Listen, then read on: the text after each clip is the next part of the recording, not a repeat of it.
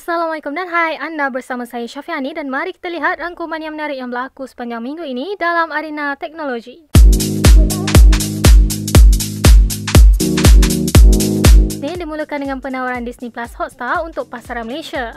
Pelanggan kini boleh menonton rancangan terbitan Disney, Marvel, Pixar, kandungan terbitan tempatan dan banyak lagi. Ia boleh dilanggan pada harga RM54.90 untuk tempoh 3 bulan. Bagi pelanggan Astro Movie Pack pula, anda akan menerima langganan ini secara automatik dengan bayaran tambahan RM5. Bantuan Pemekasa Plus telah diumumkan yang mana pemberian sebanyak RM500 sekali akan diberikan kepada sekitar 62,000 pemandu kereta sewa dan seru pandu. Ia dijangka akan disalurkan kepada yang berdaftar bermula Julai 2021. Selepas GoVax, nampaknya Grab turut tidak ketinggalan menyediakan inisiatif kepada warga emas untuk bergerak ke PPV. Syarikat ini dilihat mengumumkan diskaun RM8 untuk 4 perjalanan bermula 12 Jun 2021. Pendaftaran untuk diskaun akan dibuka bermula 7 Jun ini. Seterusnya, aplikasi dan portal Unify Mobile Care akan ditamatkan bermula 30 Jun 2021. Dengan ini, pengguna perkhidmatan pasca bayar Unify Mobile perlu beralih ke platform rasmi unify.com.my. Celcom laporkan yang mana secara purata, pengguna menggunakan data sebanyak 21.8GB setiap bulan. Angka ini memperlihatkan peningkatan penggunaan sebanyak 46.1% dan pertumbuhan trafik 70% berbanding tahun sebelumnya. Dalam arena teknologi peranti, Meizu Watch kini diperkenalkan. Ia membawakan chip Snapdragon Wear 4100, sensor untuk tujuan pemantauan kesihatan selain menyokong pembayaran Alipay, eSIM dan juga GPS. Realme pula hadir dengan penawaran televisyen pintar baharu Realme Smart TV 4K untuk pasaran India. Ia didatangkan dalam dua saiz berbeza iaitu 43 inci dan 50 inci serta dikuasakan dengan chip pemproses 4 teras MediaTek 64-bit. Xiaomi minggu ini memperkenalkan teknologi pengecasan pantas pada kelajuan mencapai 200 watt secara berwayar dan juga 120 watt secara nirwayar. Melalui ujian yang dilakukan, ia mampu mengecas peranti sehingga 100% dalam masa hanya 8 minit sahaja. Untuk berita hari Selasa pula, Poco M3 Pro 5G sudah boleh mula diperatempah. Apa yang menarik adalah ciri dynamic switch yang menyesuaikan kadar segar semula mengikut penggunaan untuk penjimatan bateri. Dari segi spesifikasi, ia dikuasakan dengan chip MediaTek Dimensity 700 dan kamera dengan sensor utama 48 megapiksel. Bagi yang berminat, ia boleh didapati pada harga bermula RM699.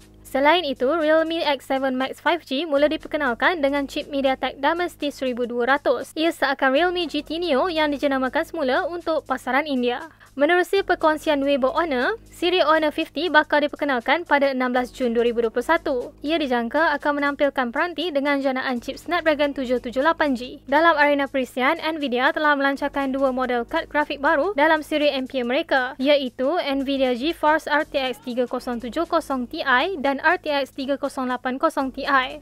Ia hadir dengan kemampuan menggerakkan permainan moden pada resolusi 4K dan penambahbaikan dari segi penawaran memori. Di Malaysia, ia dijangka akan dijual pada harga bermula RM2,880. Tidak ketinggalan, AMD juga melancarkan chip baharu iaitu AMD Ryzen 5 dan 7 5000G. Menurut AMD, kedua-dua model APU ini mampu bertanding dengan Intel Core i7 11400 dari segi penciptaan kandungan dan juga gaming. Alienware memperkenalkan siri terbaru dalam barisan komputer bergaming mereka, iaitu Alienware X15 dan X17. Kedua-duanya hadir dengan pilihan CPU Intel Core generasi ke-11 dan pilihan kad grafik Nvidia GeForce RTX 3060, 3070 dan 3080. Bukan itu sahaja, siri ini turut menampilkan rekaan yang nipis dan juga sistem penyejukan Cryotech. Dalam berita teknologi tempatan, Axiata Group, RHB Bank dan juga Boost akan menubuhkan konsortium untuk membuat permohonan lesen bank digital di Malaysia. Selain mereka, Grab, Razer, AirAsia, CIMB dan BigPay adalah antara yang berminat untuk mendapatkan lesen ini. Beralih ke berita teknologi hari Rabu, Huawei telah melancarkan beberapa produk terbaru. Antaranya adalah Harmony OS. Ia merupakan sistem operasi kendiri yang boleh digunakan pada telefon pintar, jam tangan, skrin pintar dan juga perkakasan lain dalam ekosistem Huawei. Menerusinya, integrasi antara peranti akan menjadi lebih mudah. Melalui demo yang diperlihatkan, ia menampilkan Harmony OS Control Panel, Huawei Share 3.0 dan juga ciri membuka aplikasi dari satu peranti ke peranti yang lain. Menurut Huawei juga, kemas kini ini akan diberikan kepada 100 jenis peranti termasuk siri P10 sehingga ke siri Mate 40. Siri Huawei Watch 3 juga dilancarkan.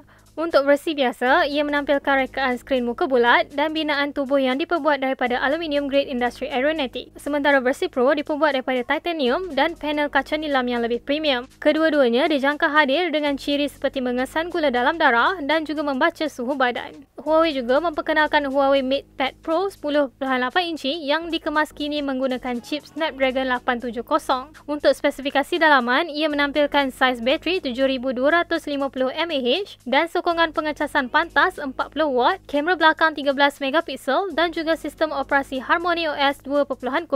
Seterusnya, Huawei juga turut mengemas kini Huawei MatePad Pro 12.6 inci yang menggunakan chip High Silicon Kirin 9000E. Untuk kedua-dua tablet, ia kini menyokong M Pencil generasi kedua dengan sokongan pengecasan nirwayar. Bercakap mengenai Apple TV Plus pula, ia telah mula ditawarkan untuk semua Android TV. Dengan ini, anda boleh memuat turunnya di aplikasi Play Store dan mula menikmati kandungan eksklusif seperti filem, animasi, siri TV atau juga dokumentari. Mozilla minggu ini mengeluarkan kemaskini player web Firefox terbaru mereka, iaitu Firefox 89. Rekaan baru Firefox ini menawarkan susunan menu dan tetapan toolbar yang dikemaskini serta rekaan yang lebih moden berbanding sebelum ini. Untuk mendapatkannya, anda boleh memuat turun dan mengemaskini versi yang terbaru. Untuk berita teknologi tempatan, Toyota dan Honda dilaporkan akan menghentikan pengeluaran di kilang-kilang mereka di Malaysia.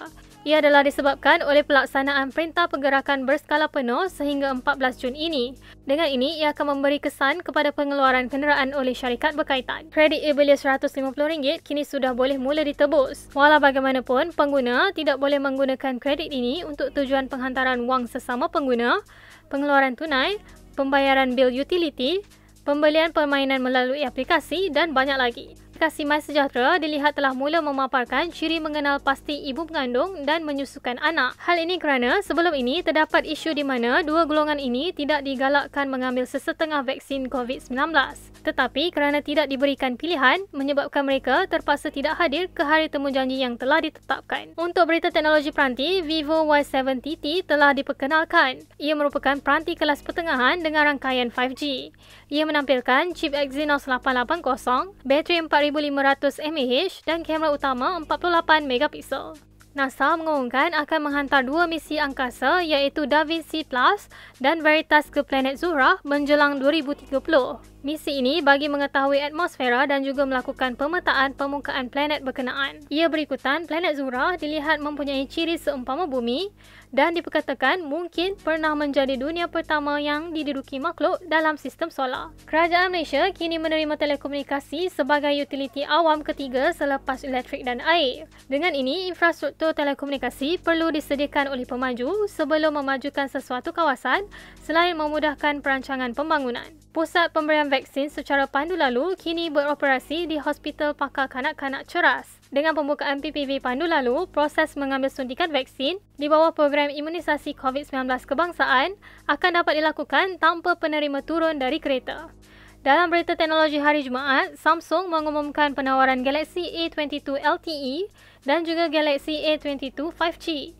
Membezakan peranti adalah saiz skrin dan janaan chip yang lebih kecil untuk model 4G, iaitu skrin 6.4 inci dan chip 8 teras 2.0 GHz. Sementara model 5G dilengkapi dengan skrin 6.6 inci dan chip 8 teras 2.2 GHz. Setakat ini, ia ditawarkan untuk pasaran Eropah terlebih dahulu. Google memperkenalkan Pixel Buds A dengan harga yang lebih rendah.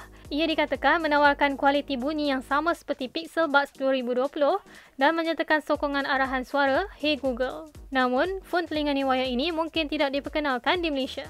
Seterusnya, Garmin menampilkan peranti boleh pakai baru iaitu Garmin Forerunner 55 dan Garmin Forerunner 945 LTE. Untuk Forerunner 55, ia adalah jam yang memfokuskan aktiviti sukan. Sementara, Forerunner 945 LTE pula hadir dengan ciri yang lebih premium termasuk ciri live track, storan muzik sehingga 100 lagu dan ketahanan bateri sehingga 2 minggu. Twitter kini memperkenalkan ciri Twitter Blue di Kanada dan Australia. Pengguna boleh mengundur capan melalui ciri undo tweet dengan tetapan masa sehingga 30 saat sebelum capan diterbitkan selepas dikongsi dan juga ciri bookmark folders yang membolehkan anda menguruskan capan yang disimpan. Di Malaysia, ia dijangka boleh dilanggan pada harga sekitar RM12.90 sebulan. Akhir sekali, Twitter mula menguji antarmuka khusus untuk Twitter Spaces. Ia dijangka memaparkan tab untuk melihat sesi yang sedang berlangsung. Buat masa ini, kemas kini ini dalam peringkat ujian untuk sejumlah pengguna iOS terlebih dahulu.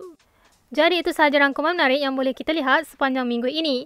Bagi anda yang meminati perkembangan teknologi, jangan lepaskan peluang untuk menonton kandungan menarik di Amaz. Ikuti kandungan video menarik mengenai sejarah Netflix sebelum diperkenalkan sebagai platform penstreaman. Sebenarnya pada tahun 2000-an ini, Netflix telah pun mempunyai idea untuk perkhidmatan penstreaman. Tetapi zaman itu internet adalah terlampau perlahan, jadi mereka terpaksa beralih kepada idea kotak set. Atau saksikan juga apakah keistimewaan peranti Asus Zenfone 8 Flip. Pengalaman bermain permua pula dalam masa beberapa jam akan memberi efek suhu yang sedikit suam. Tetapi mengikut pengalaman kami, ia sekadar sederhana dan tidak mengganggu ketika sesi perlawanan sedang berlangsung.